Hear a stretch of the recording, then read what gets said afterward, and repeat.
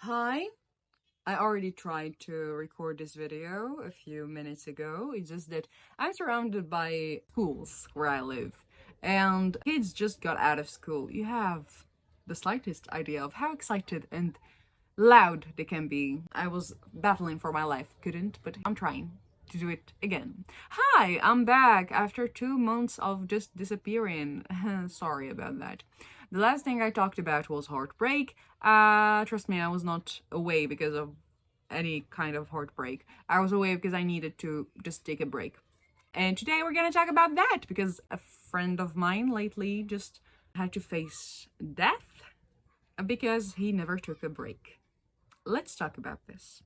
Personally, I learned a long time ago that it's not about how much you work, it's not about how long you keep working, it's about how good you can aim and how at peace you can be while doing what you're doing. As in, I believe, I am a sole believer that 1 hour of pure concentration into doing what you have to do is way better than 10 hours of just trying and just forcing yourself to do and just working and overworking yourself. I would take myself on dates alone, take care of myself, eat the things I like. I would enjoy my day before there's an exam or something big. I would always prioritize me. I don't know, maybe because of the things I lived and the things I've known and the things I've been through, I've learned that I am the most important asset ever. And because the people I trust always tell me this every time I'm slipping away from this construct of me, of self. And every time they're like, let me stop. You're the most important thing ever in your life. Stop, chill. And trust me, nobody, nothing is worth overworking yourself. I've known a lot of people who are overworking themselves, the good, the bad, and the ugly people. The good people, well, and I hate to say it, sometimes they turn into bad people just because they overwork themselves a little too much. Because the more you overwork yourself, the less human you are. Because you're gonna start turning into a machine. You start seeing yourself as a machine. You start dissociating from yourself and you start having less empathy for yourself. Of course, you're gonna have way less for other people. And you start counting everything. And trust me, you're gonna turn into a horrible, horrible person. Nobody wants to do anything with you. Do you want that? I'm not sure. You would. Let's talk about why do we tend to do this.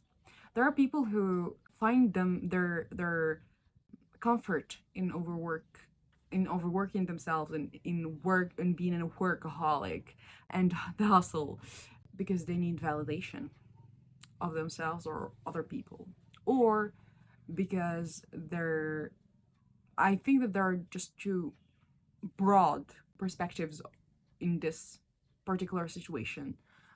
We have the kind of people who want validation, and we have the other people who want to escape reality, who want to escape reality and to just distract themselves. And I think that in some cases it's both.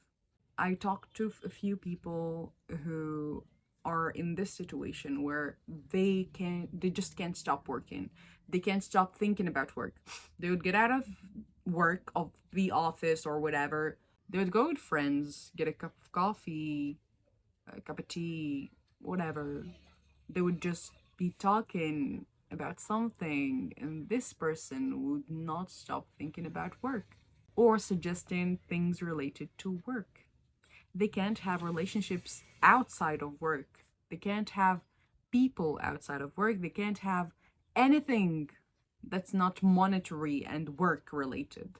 This kind of people, as I said, fall into categories or they're in both at the same time.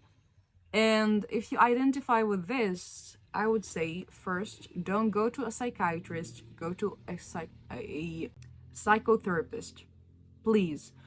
I am tired of all the friends, the acquaintances who go to a psychiatrist and they pump them with drugs. I'm tired. I'm sorry to all the psychiatrists.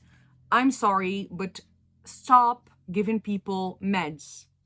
Or at least think about, maybe they're gonna start to think about killing themselves with those meds. This is the worst case scenario that happens, actually. The best case scenario is that these people are just gonna become dissociative of reality, because most of the time you just give them antidepressants or things that give them an urge to sleep, and never ending urge to sleep. So you're just pushing them into a coma somehow. Thank you. Most of those people are just lonely, just want to talk. They just want to talk. And you don't want to talk. You want to give meds and move to the other patient, right? Psychotherapists, please try to be more present and more accessible and more affordable. Can you please? Especially in countries where it is very stigmatized, because it's complicated. And in the age where coaches and everyone is considering themselves a psychology expert these days, you guys need to work a little bit and try to fix your professional status.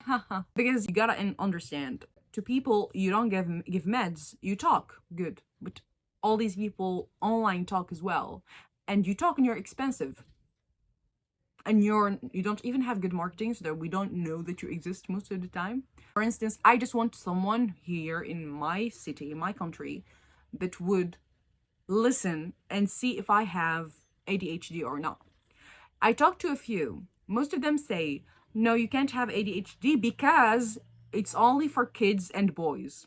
And then I'm like, thank you, no. Just, that was an important side quest in this video. Because I'm so pissed, I'm so annoyed by how chaotic mental health business is getting. It's not a business, by the way. It is, but it is not. It is in terms of concern, excuse me. It is in terms of concern, but not in terms of marketability. Back to the point.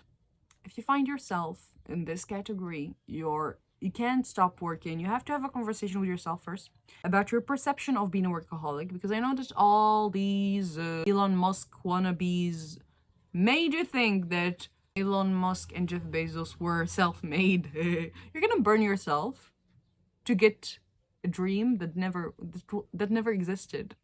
They were not self-made. They were not. It's all about your luck, and you can't control your luck. How about you just have a good life? Settle down, have a family, be good, take care of yourself, take care of your family, take care of your people. Just take care of yourself. Just be good. Whatever makes you feel better, do it. How about you just do it? So yeah, please go to a psychotherapist. If you are in desperate need for meds, this psychotherapist is supposed to get you the professional help you need. But before you go, start consuming meds and drugs, please just have a conversation with a friend. If you don't have friends, then go to a therapist.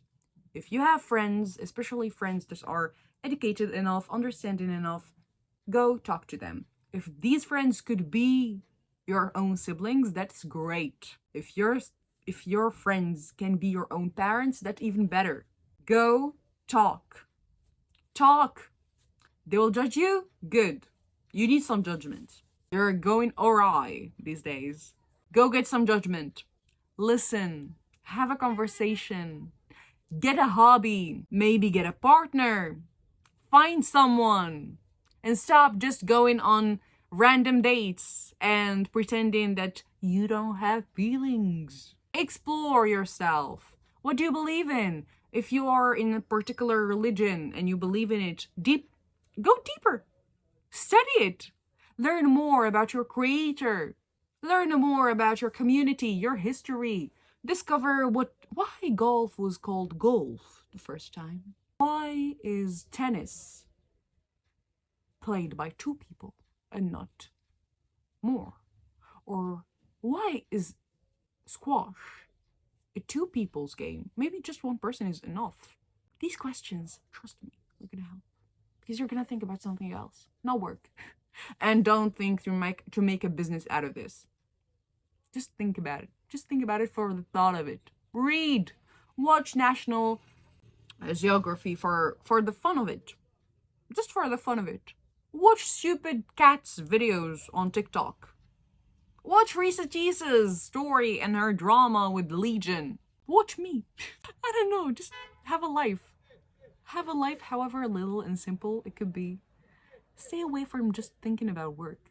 Because if your body is telling you that you need a break, your brain is telling you that you need a break, and you can't take a break, something is wrong with you.